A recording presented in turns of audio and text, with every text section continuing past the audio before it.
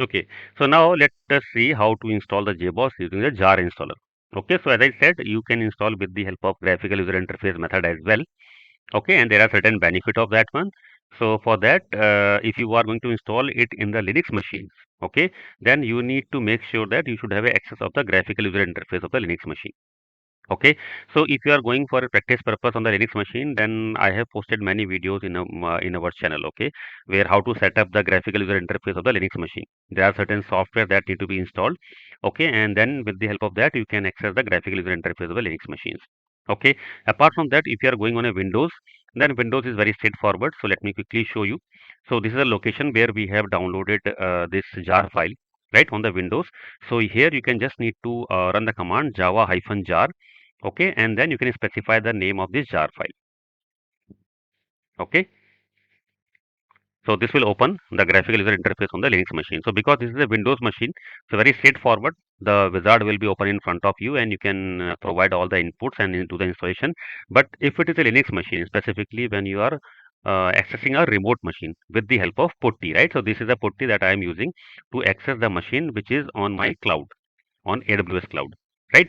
So this is a limited options are here. I can use the putty, okay, for accessing the my machine, right? But specifically, if you want to use a graphical user interface, so as I said, I have hosted the many sessions in our channel. Okay, you can search for that. Like you can search for the Linux graphical user interface, Linux GUI, and then you will end up on the sessions how to set up the graphical user interface of the Linux. Okay, and then you can do if you are doing it on the AWS machine for practice purpose. Okay, so what I will do now, I will just create a tunnel to access my graphical user interface. So for that, I will go to the tunnel. Here, I am going to specify a port for accessing the GUI. Okay, so I am going to use the VNC server. Okay, and then click on apply, and then I will start the VNC server here. So VNC server on the port 1, and then I need to specify a password.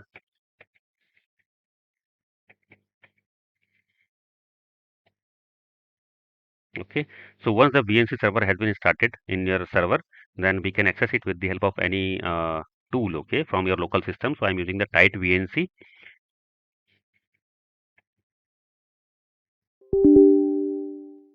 Okay, let me try again.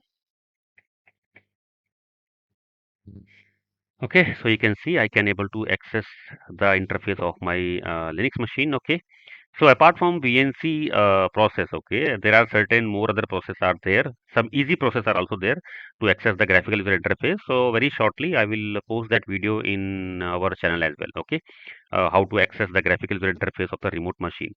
Okay, you can just search for that in our channel, and then you will get that particular sessions.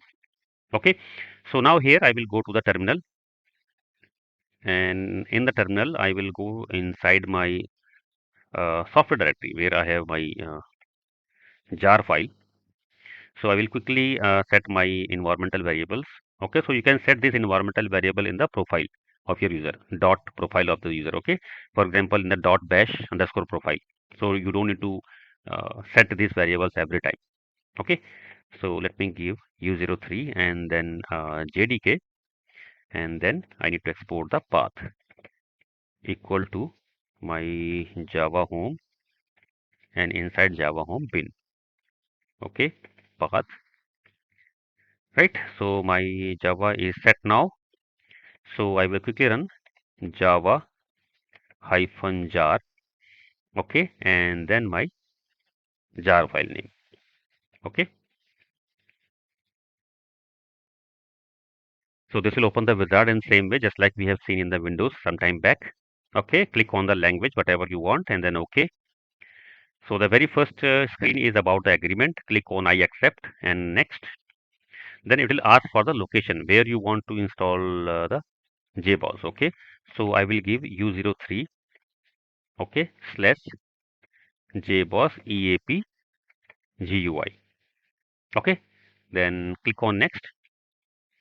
Okay, so here you will have an option, different options. If you want to go with only the Jboss instance, or you want to go with the documents and then four motion, so you can go with the default one. Select all, click on next. So here you can see it is asking for a admin user and password, right? So this is the option that you will get in the graphical user interface only. Okay, what is the username and password that you are going to specify to access the admin console? So once you access the admin console from the browser, it will prompt you for the username and password. So you can utilize this particular username and password, right? But when we have installed using the installation manager and the zip file, okay, there is no liberty to get this kind of option. This is only applicable in the graphical interface. So for that particular options that we have installed previously using the installation manager or using the or using the zip installer, we need to manually add the user with the help of add-user script that is there in the bin directory. Okay, that I will show you in the next session when I will go for the starting and stopping of the Jboss services. Right. So here, because we are installing the graphical user interface, so here we have the liberty to get this option. So you can specify whatever the username and password you want for your admin console. Okay. So let me specify according to a standard.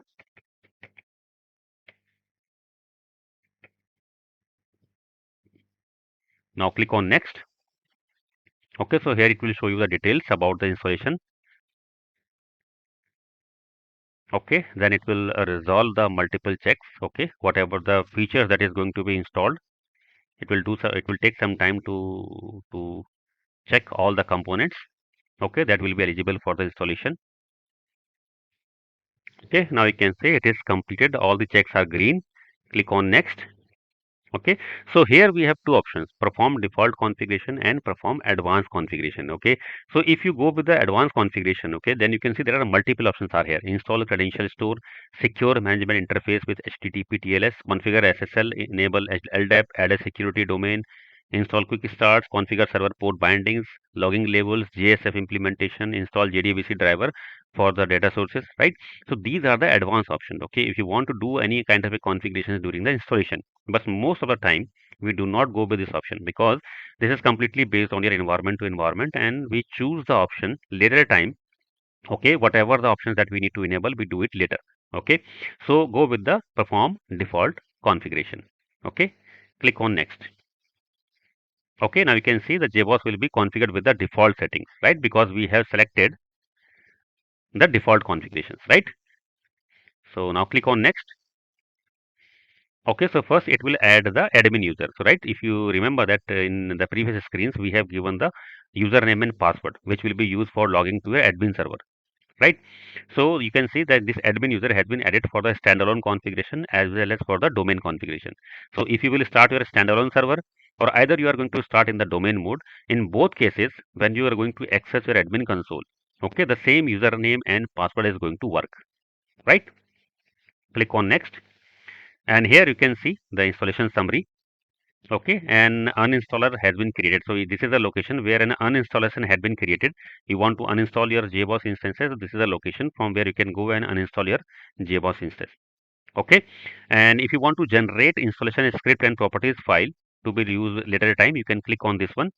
Okay, and then you can save it somewhere. For example, in the same location, I am going to give a name, install, and the name will be install.xml. You can click on save and done. Right, so that means our installation with the help of graphical user interface is done.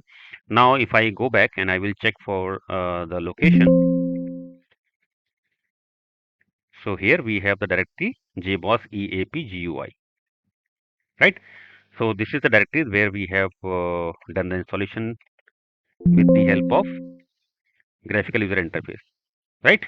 So if I go to the bin directory, then you can see here we have the multiple different scripts are there. If I go to standalone and then configuration, so this is the location where we have the different configuration file for the standalone. Similarly, if I go to the domain mode,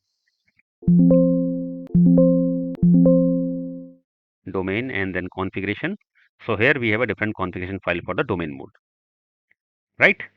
And during the installation on the last screen, I have given the name of this install file. Okay, so this install file contain all the information that we have used during the installation. Okay, so whatever the option that you are going to choose during the installation, okay, that in that information will be logged here. Okay, so this is the method how we do the installation using the jar file, right? So next session, we are going to learn the complete end-to-end startup shutdown, how to start, stop your JBoss instances in the standalone mode, in the domain mode, and to get some understanding about the different configuration files.